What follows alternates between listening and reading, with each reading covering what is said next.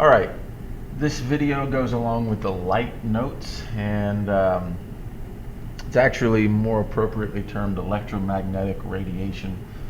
Light is only a small part of the entire electromagnetic spectrum, and we'll get to that in a minute. Just some characteristics of light in the first place. We're going to call this electromagnetic radiation or electromagnetic energy. Light sometimes refers to the same thing and sometimes it doesn't.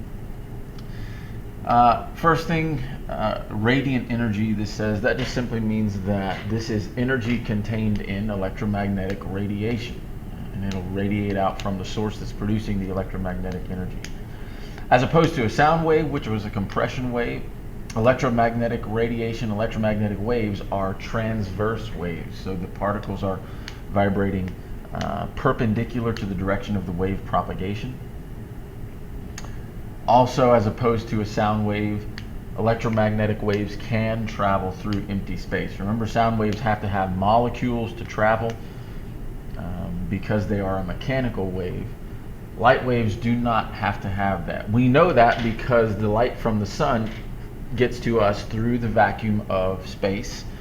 And so we know that light can travel through empty space. However, it doesn't have to. Light can go through air, it can go through water, through glass, through your body even if it's bright enough. Light can travel through media. Speed of light is very fast. We use the letter C to represent the speed of light. C as in E equals mc squared. And the speed of light is 3 times 10 to the 8th meters per second. Extremely fast. Usually when I get here, I take a minute just to put you in the ballpark of where this is, because most of us don't have a real good idea of how fast light is. If you're moving at the speed of light, you can go around the circumference of the entire Earth in 1 second, about 7 times. That should give you a good idea of how fast this speed of light is. At that speed, light takes about 8 minutes to reach us from the sun. And then when we begin to move beyond the sun, the stars that we see light from are in the neighborhood of light years away from us. A light year is the distance light travels in 1 year. So think about how fast light goes, and then think about how far that would go at that speed in 1 year. The nearest star to us is about 4 light years away, and many stars in the nighttime sky are hundreds, thousands, if not millions of light years away from us. That means the light that you're seeing from those stars has taken that many years to get to us. In some cases, the light you see from the stars might have left those stars sometimes millions of years ago, which is mind-boggling to think about, that you're looking into the past when you see the stars, and for all we know, the stars may not even be there anymore, and they certainly probably are not where they seem to be because of the light we see from them. Electromagnetic energy is made by vibrating an electron, and I want to explain that by looking at this picture here. So if you look at this, here's the picture. Now, I want you to notice that this is a three-dimensional image. For instance, this green wave is going up and down, the orange wave is going side to side, and you can see it better in a motion picture like this. So if you look at these arrows here, notice that they're going three-dimensional. The red ones are going up and down, the blue ones are going side to side. Same with this figure here, up and down, side to side. It's a three-dimensional figure, and I want to explain to you a little bit why that is. So we just said a minute ago that light is made by vibrating an electron. You take an electron and vibrate it back and forth. Remember that an electron is a charged particle, so it has an electric field surrounding it, and the electric field pulls all the positively charged molecules towards it. That's what the electric field looks like around the electron. Well, if we move this electron, we're changing this electric field. We're moving it back and forth. Now remember, when we talked about electricity and magnetism, we talked about some magnetic properties and some magnetic materials. Remember that the copper in a wire is not actually magnetic. However, we can make it temporarily magnetic by sending a current through the wire. Okay, if a current goes through the wire like this, we'll have a magnetic field that sets up surrounding the wire. So in other words, the current in a wire can create a magnetic field. Well, in the same vein, what a current really is a changing electric field.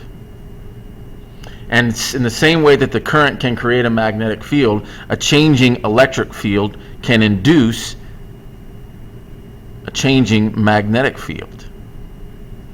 And that's easy enough to see, but what's even more interesting is that, again, as we talked about earlier, the reverse of this was also true, that all we have to do is take a magnetic field and move it in the vicinity of a wire, and it will cause a current to flow through that wire. Well, we can do the same thing here, or the same thing is true, rather, that since a changing electric field creates a changing magnetic field, the reverse is also true, and that changing magnetic field in turn creates a changing electric field. This is a simple way to look at it, but basically you need to understand that because this is true, it's a self-propagating process, that the changing electric field creates the changing magnetic field, which creates the changing electric field, and it keeps itself going. This is part of the reason why electromagnetic waves can travel through empty space, through a vacuum. They don't need a medium because it is a self-propagating wave. That as the electric field changes, say the electric field is the red arrows, as that changes, it induces the magnetic field to change, which causes the magnetic wave. That's the reason why this is called an electromagnetic wave, because we have an electric field changing and a magnetic field changing, which creates a wave, and it self-propagates itself because of this cycle that I talked about. That the electric field changes, which causes the magnetic field to change, which causes the electric field to change, which causes the magnetic field to change, and it keeps going and it self-propagates itself. This is the reason why light doesn't need a medium to travel through. It's also the reason why light can continue to travel for millions of years. It is a self-propagating wave. Now, light and all of the electromagnetic spectrum have wavelengths that are incredibly small. They're measured in this unit nm. The prefix n, remember, stands for nano. So they're measured in nanometers, which is fine because nanometers gives us numbers that we can work with. However, when we use the equation V equals F lambda, lambda has to be in meters. So we got to learn to convert nanometers to meters. And it's not that hard to do. We did this before with microcoulombs to coulombs. All we have to do, well, here's an example of it. Let's say violet light, which has a wavelength of 400 nanometers. We want to convert that to meters and find the frequency of it. Nano, the prefix nano, simply means 10 to the negative 9th. So in other words, nanometers to meters is actually very easy to do. When you see nano, all you need to do is take times 10 to the negative 9 and substitute it in where you see the nano. So 400 nanometers becomes 400 times 10 to the negative 9th meters. Now we can take that wavelength and plug it in for lambda. The speed of light, as we said already, is 3 times 10 to the 8th meters per second. That's our V in this equation. 3 times 10 to the 8th divided by 400 times 10 to the 9th gives us a frequency of 7.5 times 10 to the 14th hertz. This is something to take note of. All visible light only, has frequencies on the order of 10 to the 14th hertz, all of it. So when you calculate the frequencies of visible light, you should always get something times 10 to the 14th. If you don't, you're probably doing something wrong. Now at this point, I want to draw your attention to this frequency and how high it is. 7.5 times 10 to the 14th hertz. Frequency is the vibrations per second. That means these light waves are vibrating, or moving back and forth or up and down 7.5 times 10 to the 14th times per second. That's phenomenal, and that's the reason why you cannot see the transverse nature of a light wave, is because they're simply vibrating way too many times per second, way too fast for your eyes to see. This is the electromagnetic spectrum. Okay, so first of all, I want you to notice that there's an entire spectrum here of electromagnetic waves, only a very small portion of which is the visible spectrum. We have to blow up the visible spectrum to clearly see the colors of light that we see. There in your notes you have a part that says visible light underneath where it says electromagnetic spectrum, and there are 2 blanks underneath visible light, and what goes in those blanks is the wavelengths of visible light. You need to know that visible light goes from 400 nanometers to 700 nanometers. It's a very small portion of the entire electromagnetic spectrum, but we need to know that's what our visible light goes to. And know that the 400 nanometer end Remember, that's low wavelength, so that's the high frequency blue violet end, high energy end. And the 700 nanometer end is the low wavelength, or sorry, high wavelength, low frequency, low energy end. So we talked about this already on a previous video, but remember, energy and frequency are directly related. So what we have here is low energy waves on this end of the spectrum, and as we move to the left, we get higher and higher energy and frequency, and you can see in this wave that we have here a representation of that. So low energy, high energy, and wavelength is indirectly proportional to energy and frequency. That's the reason why the wavelength arrow goes the opposite direction. We have low wavelengths here and high wavelengths here. The higher the wavelength, the lower the frequency. So I just want to talk about this spectrum in general, right? In general, let's look at radio waves. Obviously, radio waves are used for radio communication, radio stations. You have lots and lots of radio waves bombarding your body all the time from many, many different sources.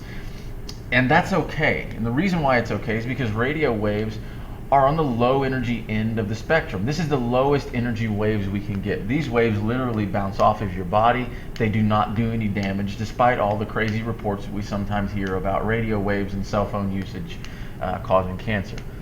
Another one that's similar to a radio wave is a microwave that fits in right about here. We'll talk about that one on the next slide though. Infrared radiation. Infra is a term that means under, so these are frequencies that are under or below red light. So the red light is here, and everything below red light is called infrared. We cannot see infrared with our eyes, but there are some animals who can, and we have infrared cameras that sense infrared radiation, which is really just heat.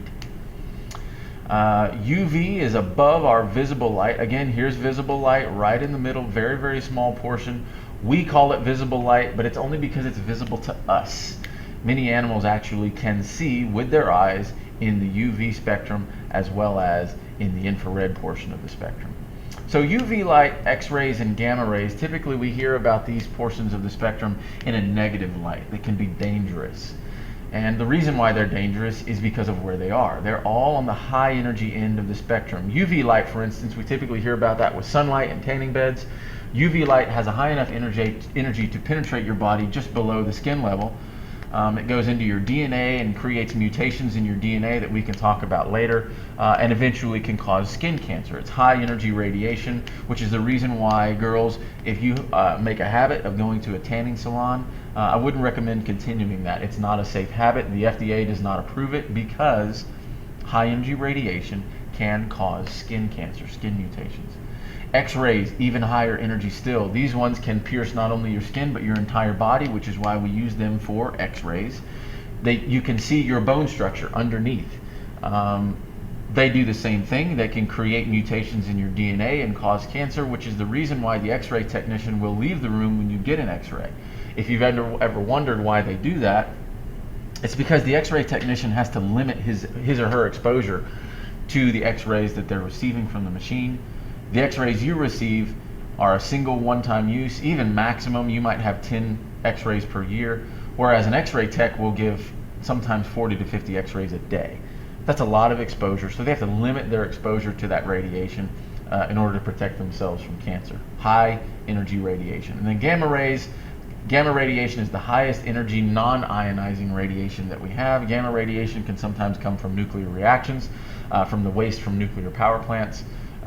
It's a lot harder to block yourself or to protect yourself from gamma rays. X-rays, if you wear that lead vest they give you, that's protection from it. They typically put that over your internal vital organs to protect them from cancer. But gamma rays, it's much harder to protect yourself from. So this is the entire electromagnetic spectrum as a whole. And in the next video, I'm going to teach you a little bit about how to memorize the regions of the spectrum.